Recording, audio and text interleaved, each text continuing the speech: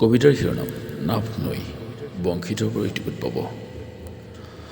আৰাকানৰ পানী মংডু কক্সবাজাৰ হৈ বংগোপসাগৰত জিৰাই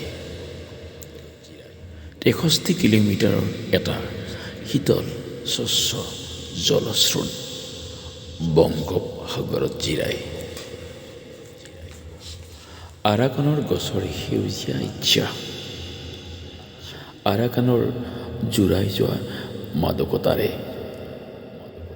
বংগোপসাগৰক স্থিৰতা দিব খোজে। সাগৰৰ জাহাজবোৰ ইম্ফলৰ বাৰ্তা ল'ব খুজি উজাই আহে। নাওবোৰ জলচৰ পক্ষীৰ দৰে বৰণীয় হয়। আঘোণৰ এই শীতৰ নিশা নাভ নৈ আতংকিত। শূন্য ভয়াৰ বুকু বজ্ৰৰ দৰে নিনাদ দুয়োপাৰৰ জুপুৰি উদং হৈ উচুপিছে। কেইবাদিন ধৰি অহা নাই কলা আৰু ৰঙা ব্ৰডবিল চৰাইবোৰ।